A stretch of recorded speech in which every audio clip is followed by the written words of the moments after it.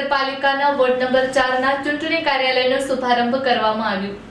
Mundra Congress party દ્વારા મુન્દ્રા બારોઈ નગરપાલિકાના ward number 4ના ચૂંટણી કાર્યાલયનો શુભારંભ કરવામાં આવ્યો। આજે હસનપીર ચોકમાં મુસ્લિમ સમાજના ધર્મગુરુઓના હસ્તે કાર્યાલયનું ઉદ્ઘાટન કરવામાં આવ્યું હતું।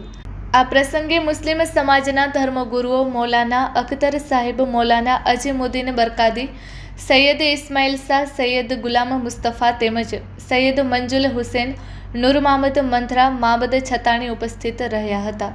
તેમજ મુસ્લિમ સમાજ અગ્રણીઓ રમઝાન ચાકી, હાજી અનવર ખત્રી, અબ્દુલ હમીદ મારિયા તેમજ સબ્બીર તુર્ક, પપ્પુ બાપુ બુખારી, મકસૂદ ખત્રી, કાસમ થેબા તેમજ આગેવાનો અને શહેર કોંગ્રેસ પ્રમુખ કાનજી સોંધરા, ભરત પાતારિયા, ફારૂક સુમરા, જાવેદ પઠાણ તેમજ કોંગ્રેસના કાર્યકરો, સામાજિક અગ્રણીઓ અને વોર્ડ નંબર 4ના રહેવાસીઓ ઉપસ્થિત રહ્યા હતા।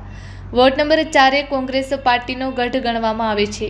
ઇમરાનભાઈ જતે જણાવ્યું કે આ વર્ષે નગરપાલિકા કોંગ્રેસની બનશે એવો વિશ્વાસ વ્યક્ત કર્યો હતો। કોંગ્રેસ પાર્ટીના વોર્ડ નંબર 4 ઉમેદવારો ઇમરાન સલીમ જત, ઇમરાન યાકુબ ખત્રી, સલીમા અમીન ખોજા અને માનભાઈ જીતેન્દ્ર સોંધરાને પેનલ ટુ પેનલ મત આપી વિજય બનાવવા અપીલ કરવામાં આવી હતી। આજ રોજ ભારતીય રાષ્ટ્રીય કોંગ્રેસના વોર્ડ નંબર 4ના મધ્યસ્થ કાર્યાલયનું ઉદ્ઘાટન રાખવામાં આવેલ છે। તે પ્રસંગે તમામ ધર્મ, તમામ જાતિ, તમામ વર્ગના લોકોએ આજે બહોળી સંખ્યામાં હાજરી આપી છે। વોર્ડ નંબર 4 હંમેશા કોંગ્રેસનો ગઢ રહ્યો છે। ગ્રામ પંચાયતના દિવસોથી કરી અને નગરપાલિકામાં 28 કાઉન્સિલરો જે લાસ્ટ ટાઈમ ચૂંટાયા હતા એમાં હાઈએસ્ટ લીડ વોર્ડ નંબર 4માં હતી।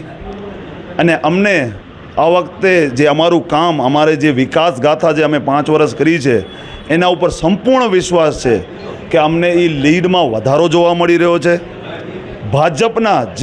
ભાજપનો હંમેશા વોટ બેંક રહ્યો છે, એ વોટ બેંક પણ આ વખતે અમને કહી રહ્યું છે કે ભાજપના જે ઉમેદવારો છે એમાં વિવાદાસ્પદ ભૂતકાળ બોલે છે। એમના વિવાદાસ્પદ ભૂતકાળના લીધે આજે ભાજપના પર જે મતદારો છે એ પણ અમને બહોળી સંખ્યામાં વોટ આપશે।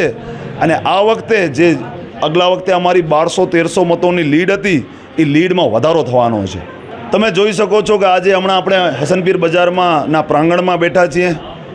તમે અહીંયાથી 100 મીટર આગળ જાઓ એટલે કેદારનાથ મંદિર મોજૂદ છે, જે મુન્દ્રાનો સૌથી મોટામાં મોટું શિવાલય મંદિર છે। આજે કચ્છ, ગુજરાતમાંથી લોકો આ મંદિરને જોવામાં આવી રહ્યા છે। વોર્ડ નંબર 4માં કોઈ પણ ફાંસીવાદી, કોમવાદી તાકાતોને સાંખી લેવામાં નહીં આવે। અહીંયા બધા ધર્મ, બધા જાતિના લોકો સંપીને લડે છે, સંપીને રહે છે। અને એ લોકોએ આ વખતે પોતાનું મન બનાવી લીધું છે કે કોંગ્રેસની જે વિકાસ ગાથા જે 5 વર્ષ પહેલાં ચાલુ થઈ હતી એ વિકાસના કામો, કે પેવર બ્લોકનું કામ હોય, ગટરનું કામ હોય, પાણીનું કામ હોય, હાઈમાસ લાઇટનું કામ હોય, એ કામોને અમે આગળ ધપાવશું। અમે સત્તા પક્ષ પાસેથી આ વિકાસના કામો છીનવ્યા છે, કારણ કે જ્યારે તમે વિપક્ષમાં બેઠા હો ત્યારે તમને ગ્રાન્ટ મળતી નથી।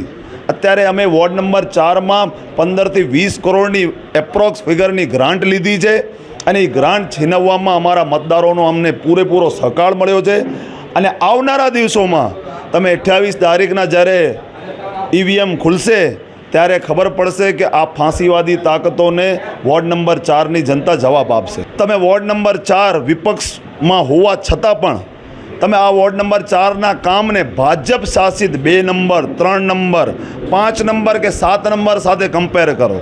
હું મીડિયાના મિત્રોને અત્રેથી ચેલેન્જ આપું છું કે તમે વિઝ્યુઅલ્સ બનાવો, મારા કોઈ પણ ટેકેદારોને સાથે રાખ્યા વગર આજે 2 નંબરમાં, 5 નંબરમાં, 7 નંબરમાં ઘૂંટણે ઘૂંટણ પાણી ભરાઈ રહ્યું છે। ગટરની કોઈ વ્યવસ્થા નથી, હાઈ TDSનું પાણી મળી રહ્યું છે। અને જ્યારે વોર્ડ નંબર 4માં આ બધા કામો અમે પૂરા કર્યા છે અને આવનારા દિવસોમાં જે વિકાસના કામોમાં અમારા કનેથી જ્યાં પણ ખૂટતી કડીઓ હશે એ વિકાસની કામોની ખૂટતી કડીઓ અમે પૂરી કરશું। મેં તો પ્રમુખશ્રીના મોઢાથી સાંભળ્યું કે 100 કરોડ અને 150 કરોડના અમે કામ કર્યા છે। એમણે એક સામાન્ય સભામાં કીધું હતું કે બારોઈ રોડને અમે SG હાઈવે બનાવવા જઈ રહ્યા છીએ। જ્યારથી બારોઈ રોડનું કામ પૂરું થયું છે ત્યાં એક્સિડન્ટના ખડકલા થઈ ગયા છે। હજી પણ આ 100 કરોડની ગ્રાન્ટ એમણે ક્યાં વાપરી છે મને દેખાતી નથી। અગર 150 કરોડની છે ક્યાં વાપરી છે અમને દેખાતી નથી. અને આ ગ્રાન્ટમાંથી મેક્સિમમ 10%, 15% અને 20% જેટલો જે કમિશન છે એ એમના ખીચામાં ગયું છે. આવનારા સમયમાં કોંગ્રેસની નગરપાલિકા બનવા જઈ રહી છે અને આ કમિશનખોરો અને ભ્રષ્ટાચારીઓને પૂરેપૂરો જવાબ આપવામાં આવશે.